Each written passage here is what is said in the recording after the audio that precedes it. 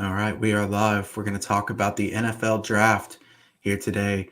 My friend and great NFL draft guy here, Stephen Nover, is with us. We're going to talk about the NFL draft for maybe about half an hour or so here today. If you do have any questions, feel free to put them in the chat. We'll try to cover those what we can. Thank you, everybody who is tuned in. This should be fun to talk about the NFL draft. The draft has really gained in popularity a lot, as you know, Stephen, as a lot of people who are watching would know. This wasn't nearly as big a deal, 15 or 20 years ago as it is now. I'm excited to get to talk about this. Stephen has done fantastic with his NFL draft plays. He's 44-11 in his last 55. This is a guy that really knows the NFL draft extremely well. So, Stephen, how you doing today? You looking forward to this draft?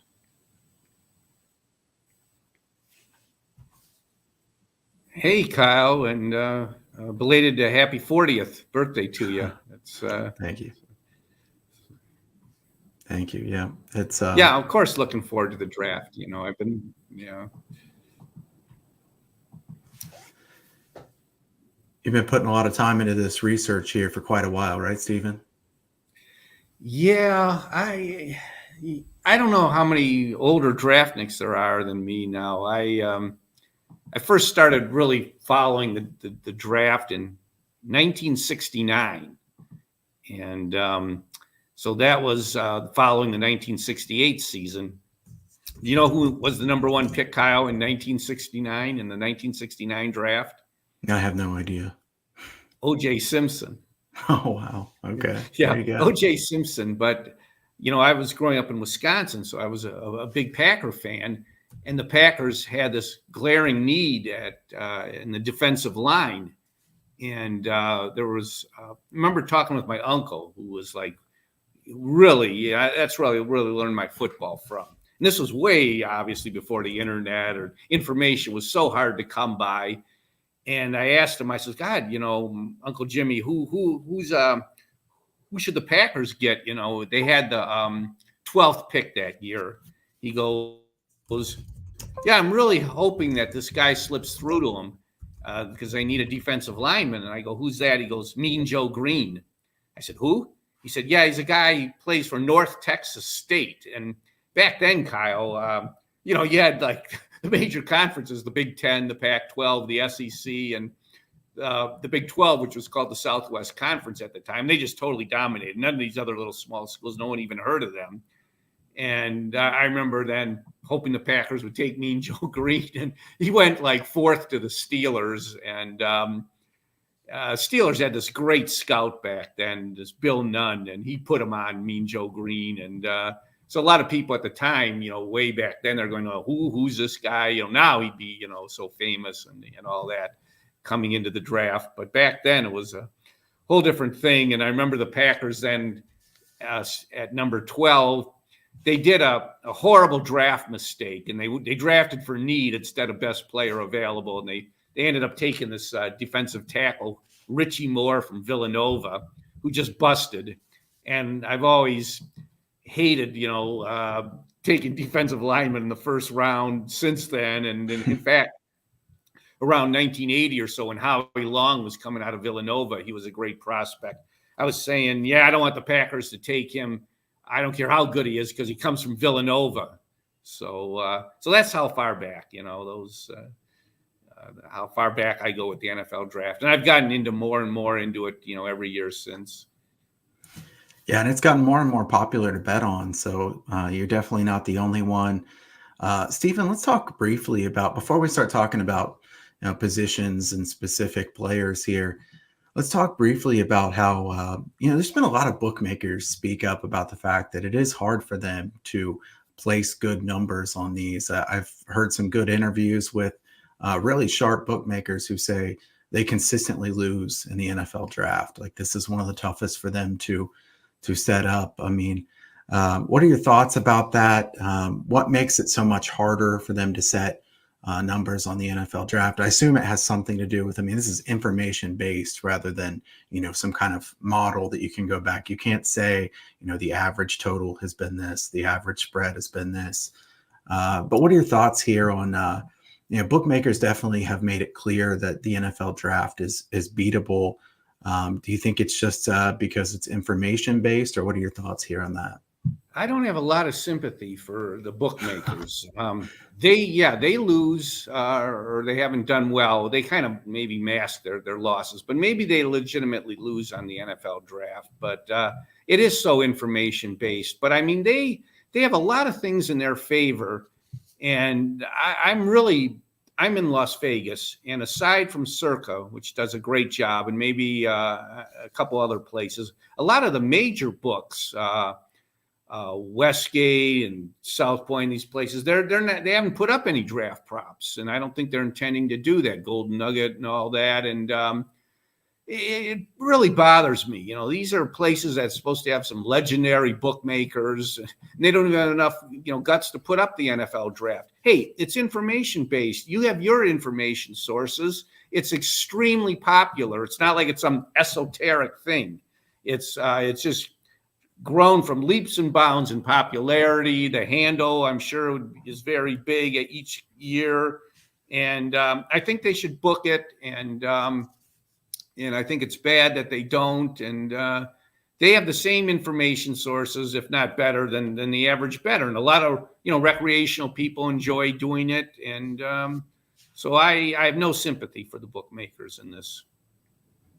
Yeah, I mean, you have to give credit to the bookmakers that do at least put out numbers for a lot. Like you said, Circa does a great job. They have a lot of options out there. Even some of the bookmakers that set somewhat lower limits, I mean, at least they are putting numbers out there, taking some action on ones like this.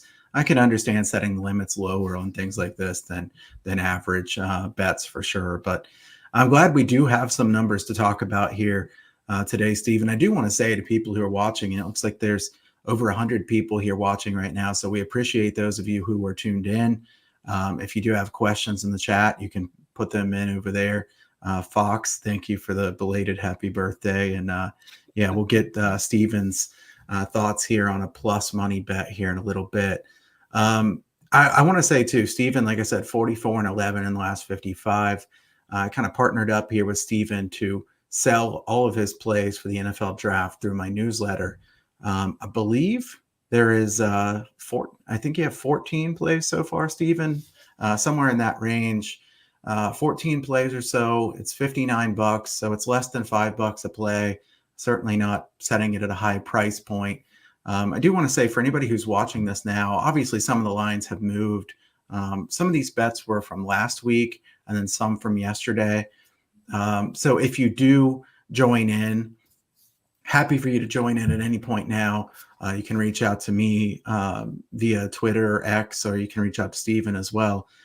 This is something where there will be lines moving. There's not going to be stable lines throughout the NFL draft. So quite a few people have already joined in. If you do want to, you can reach out. You can also reach out to me by email, kyle@huntersportspicks.com. I've kind of gone through and looked at pricing and trying to shop for the best odds. Steven's the one putting in the in-depth handicapping here for the NFL draft because frankly, he's a lot better at it than I am. So I'm okay with saying what my strengths and weaknesses are. Steven? Well, Kyle, excuse me, I don't mean to interrupt, but I just want to make clear though that I'm not cripple shooting here. These are the people that got in early have gotten some really good numbers. Some of the numbers have moved, and I'm just I'm looking for value on these. I'm not putting up like Caleb Williams, 100 to 1, to be the number one guy or 1 out of 100. It's so that there is some, some of the value, gets lost with this. But I'm taking bankrolls into account, doing it just like my bankroll. I might like a prop very much that'd be easy to win, but the odds aren't there. It's not worth risking, a lot of money just to win a little, because this is the NFL draft. Crazy things can happen. So, we're always looking for value, and a bunch of these are our plus prices that are very attractive, and hopefully it's another moneymaker this year. Absolutely. I'll vouch for the fact that Steven has done great at this here for many years. So hopefully another winning season for the NFL draft. Steven, let's get into a play that I know you like. I did want to have the people who are watching be able to get a free play here. This is one of Steven's plays. It's something I'd bet myself as well. Steven, let's talk about a quarterback that you like and a specific play that you like to go under the number. What is that specific quarterback, Steven? Well, we're talking, I think, Kyle, about Michael Penix. And I give credit to some of the offshore books coming to mind, Bet US and Bet Online. And I saw these props there. They had opened Penix, or pretty close after opening, under that he would be drafted under 32 and a half. And it was huge plus money. And it's come around to being minus money because it really looks like he is going to go in the first round. And he's a very intriguing prospect in a quarterback needy league, and in a league that has gotten to the point where they just value quarterbacks so much that they'll give up, the whole franchise to take a shot on guys that aren't necessarily sure things. And this last year, Penix had at Washington, he just really silenced a lot of doubters. He's coming into this draft with the biggest arm of any quarterback coming in. They just love his long ball throw. And right on my neck of the woods, the Las Vegas Raiders are said to be very enamored with him, that they are perhaps maybe even taking him at 13 or maybe even trading up, where I think he's going to safely go in the first round now. Yeah, I like this one. Steven, the way I would say this, they kind of have to value the quarterback position so highly now, because if you happen to get the right guy, it can just completely change your franchise. So they're taking these chances on guys that could, maybe that's the guy that changes everything for your franchise. Whether Penix is that guy or not really isn't the point here. The point is, I do think somebody will take a chance on Michael Penix. Penix has had some injury concerns. I think that's probably the biggest negative for him. Very accurate passer, pretty good at avoiding the pass rush as well, kind of shifty, even if he's not extremely fast. Very accurate passer, like you said, a big arm, great deep ball. I think Penix will be off the board in the first round as well. So I think this is good under 32 and a half play. I do want to say, and this is I could say this about every single one that we talk about today, definitely shop around. There are very big differences in prices here. So, you could find -2 something, -250 one place, -170 another place. So you're definitely going to want to look around. I also wouldn't be really afraid of laying some numbers here in the NFL draft. I don't want to bet -250 in a Major League Baseball game, but I would bet -250 in some cases on an NFL draft play. So there's a significant difference there. I think Penix will go in the first round, and I couldn't blame somebody for taking a chance on him. Steven, as we're talking, I'm just kind of looking this up. You mentioned the Raiders. I think the Raiders were the favorite to be the team that drafts Penix, but it was still plus money. I'm going to look and see exactly what the odds are on that one while we're talking here. But see, we were talking earlier, Kyle, and this is again a bone of contention with the bookmakers, not booking the NFL draft. I mean, they can manipulate these things to their advantage, not only just the juice, but talking Penix, to the Raiders. I stayed away from, in most cases, maybe I might change my mind real close to the draft, but right now I'm staying away from that type of prop where you're taking a price or laying a price on who goes where. It's just, aside from the Bears, it's so, with the number one pick, it's just way too unpredictable. And sure, maybe the Raiders want to take Penix with their first round pick. Well, hey, somebody could jump ahead of them, during the draft and take it away. And it's just so unpredictable. And that randomness factor, and if you're booking that, it's all the more reason not to be afraid to book it. You'd have advantages. Sure. Yeah, definitely so. Bet Online has Vegas as the favorite at plus 200. Bet US has plus 250. So pretty big difference there. Plus 250, probably not a terrible price for the Raiders to pick Penix if you just want to take a chance on plus money one. I see the second favorite is the Vikings plus 350, then Seattle plus 425.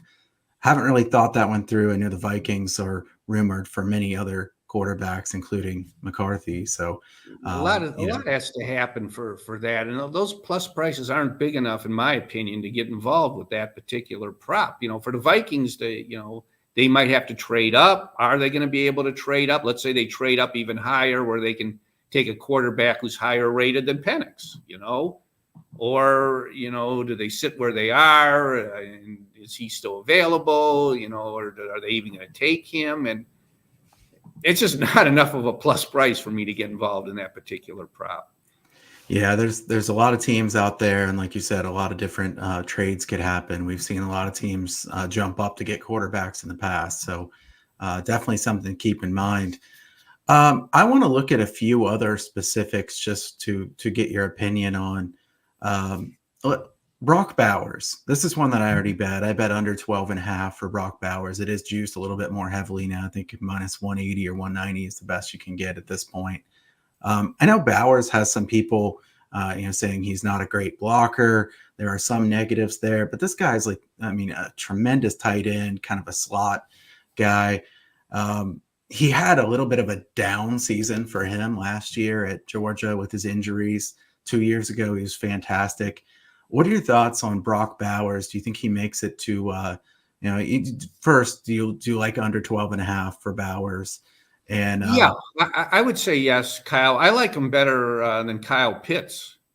And well, Kyle Pitts, as you remember, just from a few years ago, was so highly thought of, and I think, Bowers far and away is, the best tight end, the only tight end I see going in the first round. And so I think he'll go pretty high.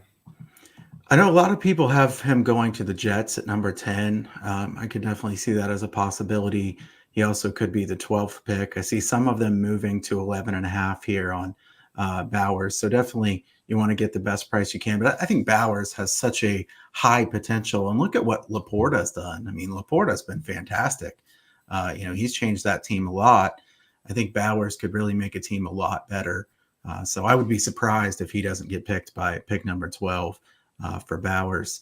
Well, that's the changing landscape of the NFL, where the tight end, receiver-wise, has become such a dominant force.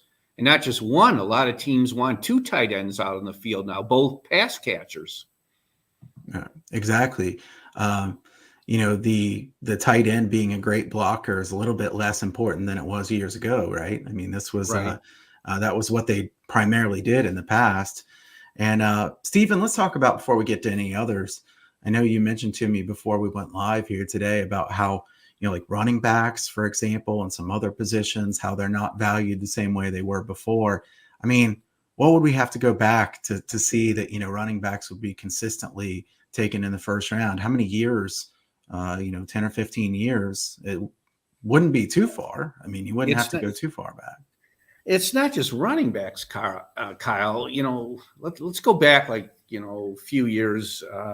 What were the four most high-profile positions in the NFL? Quarterback, wide receiver, running back, linebacker. And now the running back and linebacker are at such a depressed market in those, and you're not going to see a running back going in the first round. You're not going to see a linebacker go in the first round. I mean, just wow, what were the odds of that?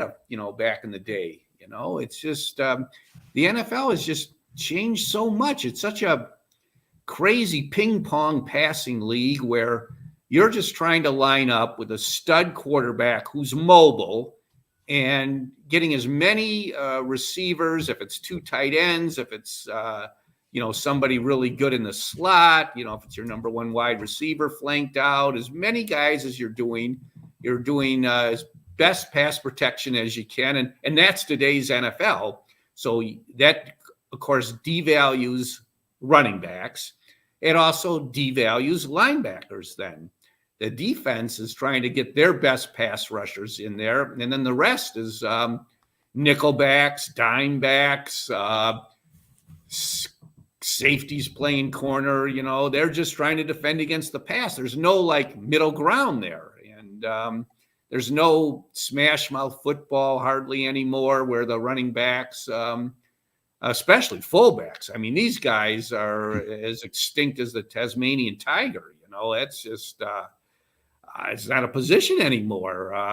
That Kyle Juszczyk of the 49ers, it's about the only fullback I can think of. And that's today's NFL, and that's translated to the draft where the edge rushers, the wide receivers, these guys' value is really gone up, and those are real offensive linemen. And that's the strength of the draft now, because the colleges have been starting to mimic the pros, and that's where you're getting your first round players now. Yeah, absolutely. I'm looking here as you're talking, Stephen. I mean, number of safeties, for example, taken in the first round under 0.5, negative 1,100.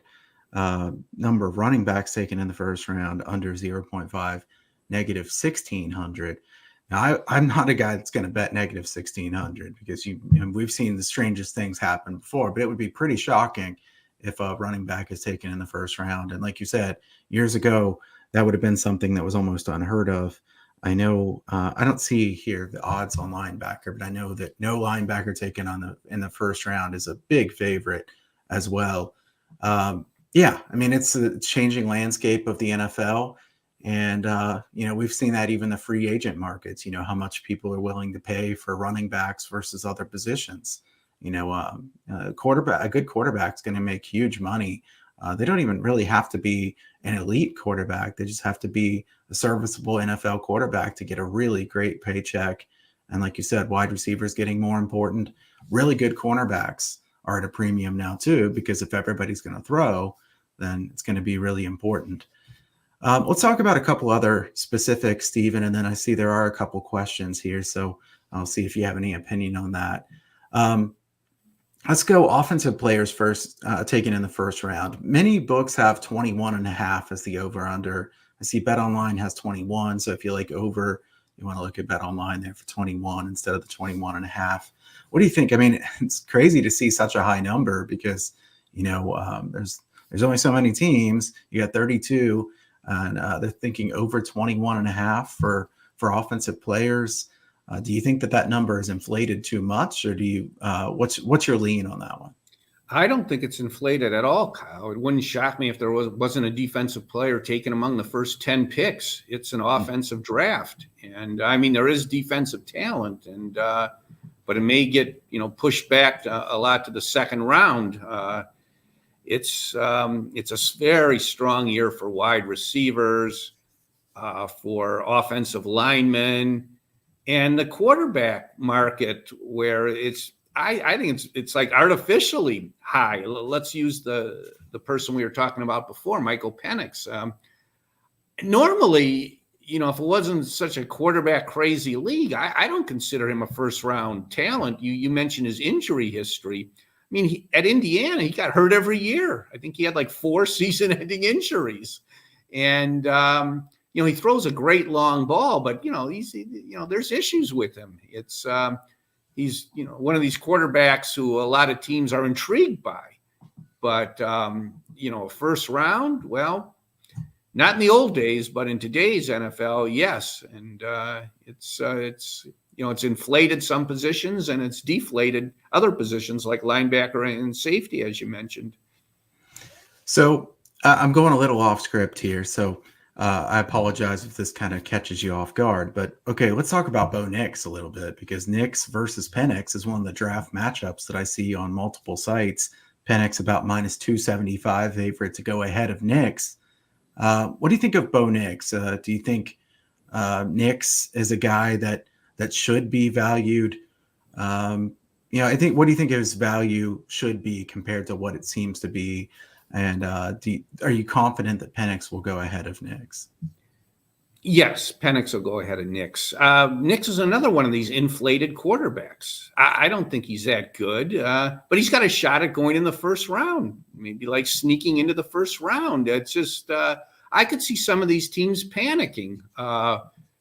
let's say that the top 4 or 5 quarterbacks go, and all of a sudden they're they're near the late in the first round. They want to get a quarterback, and taking a shot at Nix, who was very productive last year, and I think kind of an interesting, intriguing quarterback. Who if I were a team, all things being even, rather than reaching for Bo Nix, I would take this guy late second, maybe third round, is Spencer Rattler. Now that's the guy I like, and you can get him maybe at more value. He's not getting the attention that like a Penix or a Bo Nix is getting. Yeah, that's an interesting one. He's kind of been up and down, looks amazing sometimes, can be quite inconsistent, but Rattler at his best is definitely a high upside guy. All right, so I want to look at Fox's question here. So, Stephen, do you put any stock into teams that seemingly just favor drafting players from certain colleges? Like the Eagles have just taken a ton of Georgia Bulldogs lately. Do you think that type of thing continues where certain teams decide, hey, this, whether it be Georgia or Alabama or Ohio State, like it's just a great pipeline? Do you think that continues? Yes. And Fox mentioned Georgia. That's pretty apropos. There's a lot of teams, the Packers, they want to take Georgia players, Yeah. For good reason. And some of these, these colleges just have traditions at certain positions, Iowa, for instance, outstanding tight ends, outstanding defensive players. And they're well coached in these areas. They have a strong tradition, a strong history in these areas. So I think there's, definitely something to that where they feel comfortable, looking at certain colleges at certain positions. All right. So Fox is a Georgia fan, so he's had quite a bit to cheer for here of late. He had a question about Terrion Arnold. 15.5 is his draft position. Looks like he's looking to lean toward under 15.5. I know Arnold and Quinion Mitchell have been pretty even when it comes to who will be taken first. Do you have an opinion there on Terrion Arnold at all, Stephen? I like Arnold the best of all the cornerbacks, but I have not gotten involved in a cornerback prop yet, and don't anticipate maybe getting involved. I don't know if he'll go first. Might be Mitchell that goes first. An intriguing guy is Wiggins. He's like 18-1 to be the first cornerback picked. So that's kind of a value play. It just, these guys are all pretty even. I mean, if Arnold, McKinnon, and the Mac guy, if they're slightly above that guy, it's very minute, very small. And again, it just depends on the team. This is why the NFL draft is so crazy. Teams have different opinions. And if somebody, for instance, likes this Clemson quarterback best, then all of a sudden 18-1, that's a nice value bet there. Yeah, I mean, I was looking. It's gotten even bigger. Nate Wiggins at Bet Online plus 2,800. Wow, yeah. Cooper DeJean is plus 1,600 to be the first cornerback taken. So the Iowa guy there getting some love as well, with Quinion Mitchell minus 140 and Terrion Arnold plus 105. I know Mitchell has looked great in general at a lot of the workouts. I would think that some people would be a bit concerned at the schedule he played versus some of the others. I mean, Toledo. Yeah, these guys all have flaws. These cornerbacks. Yeah. There's not a perfect cornerback out there. There's not Deion Sanders is not out there. I mean, these guys are all flawed. So, at 28-1, it might be worth a shot on Wiggins. But this is something. If I'm recommending anything, it's a peanut. It's not some large bet. Because I don't think he'll go number one. But it is just good value at that because there's not much difference between these guys. Sure. Kevin's tuned in. Kevin says Turner first defensive player taken or who? I think Stephen has some thoughts on this one. I think which I don't want to reveal. I was going to say, Stephen, I don't think Stephen thinks that Turner will be the first defensive player taken. I don't think Turner will be. In fact, that's one of my plays is a different player to be the first defensive player taken. I think at the time, pretty good value. Yeah. And it looks like the market is kind of agreeing that Turner was a big favorite to be the first defensive player taken, and now he's plus money as well, it looks like. So things are evening out a bit. Uh, so Fox is asking most undervalued offensive player. Okay. So of the offensive players, Steven, what do you think of, does a name come to mind of who you think is supremely undervalued at this point by the market? Marvin Harrison.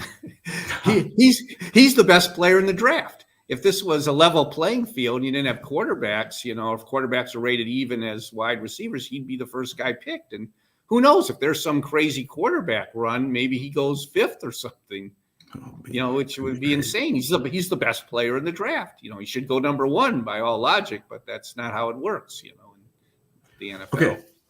So what about, okay, I see Harrison is like minus 200 to go pick number 4. So we're assuming there are going to be 3 quarterbacks taken at the beginning. Harrison, number 4, minus 200. I don't know. I know this is not one of your bets, but what do you think of his odds to go 4th? Is minus 200 too much or not enough? Or what do you think there? I'm not going to lay it. He could go 3rd.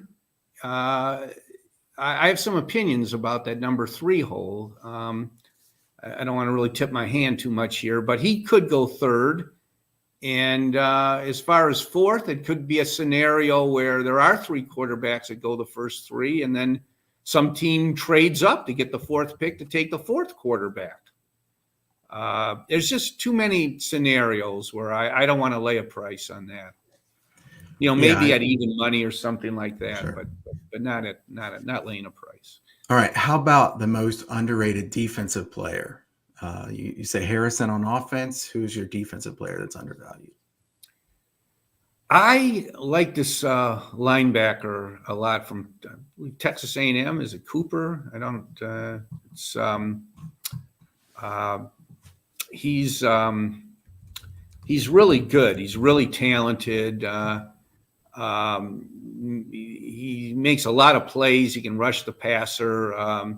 The knock on him, though, is that he's supposed to not be that bright or something. But, you don't need a Phi Beta Kappa playing linebacker, and it's a depressed position. So I don't see him going first round, but I think he'd be an excellent player to take in the 2nd round. Yeah, I couldn't think of his first name. It's Edgerrin Cooper from Texas A&M. Yes. And then Peyton Wilson. I think Peyton Wilson probably would have been the first one taken if he hadn't been injured, 6 or 8 times. He's had some massive injury concerns. Oh, sure. Definitely a good player. Yeah. Then you got Colson from Michigan is pretty highly thought of as well. But like you said, I mean, these are guys that people are talking about going in the 2nd, 3rd, 4th round, when in the past these guys would have gone in the 1st or 2nd round for sure. So it's interesting to see the differences. I'm going to look through here to see if there's any more questions. We'll wrap this up here in just a minute. Michael, shout out Michael, great guy. He says he's not really a parlay bettor, but he's heard some sharper bettors explain that draft parlays are kind of actually ripe for the picking. I haven't really thought about this one, Steven. I don't know if you've ever really done any draft parlays, but I could see how that would make some sense. I've seen some people saying, they're going to bet exactly what order the players will be drafted in, 1 through 4, 1 through 5, things like that. Any thoughts on draft parlays? I'm not so much big on that, but I do have some interest on like trifectas. If they were to say, the top 3 wide receivers to go in this order, Harrison, the LSU guy, Dunza, I'd be interested in that, but I haven't seen that, even the places that are putting out draft props, and I applaud them. And, the Circle I know has put out a lot. They're still missing a lot. I wish they'd put out a lot more, because you can do that. You can do all kinds of things. Look at how many Super Bowl props they put out. And the draft is just so huge, so I wish there was more opportunities to be creative like that. But I don't see places really offering that. Yeah, I'll have to look more into what is actually out there and what is not. But yeah, Guys, this has been a fun here 35 minutes or so. I will say one of my other bets that I liked quite a bit was alt under 7.5. I know that one's kind of gotten juiced up.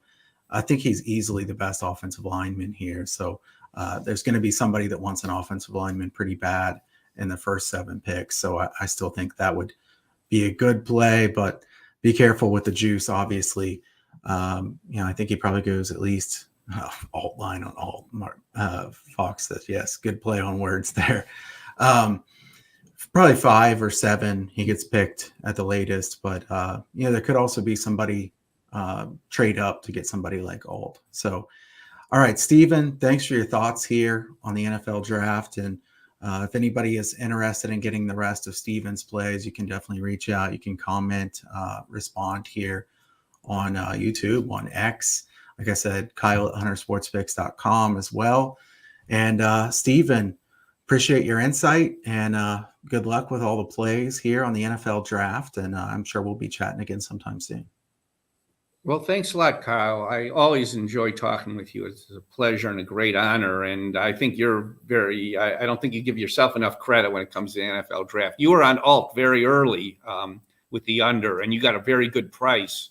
It's gotten very high now with the juice, but you were right there, right in the beginning, and you got a great price on him. So you should have a winner there. And thanks a lot. Really enjoyed talking with you. Yeah, absolutely. Thanks to everybody who's tuned in today. And we'll do some of these live streams. I'll try to do some of these throughout the quote unquote off season or baseball season. NBA playoffs ramping up. I know Steven's doing a lot of handicapping the NBA playoffs as well. I want to say, I know I'm going way off script on this one, but those games last night in the NBA were fantastic. I mean, those are the best NBA games I've seen in a long time. The Nuggets coming back and beating the Lakers, great game. And obviously with the Knicks and the 76ers. So it'll be fun here over the next few months. And then before long, it'll be football season again. But thanks again to Stephen for coming in and chatting. And thank you to everybody for tuning in. And I will see you again sometime soon.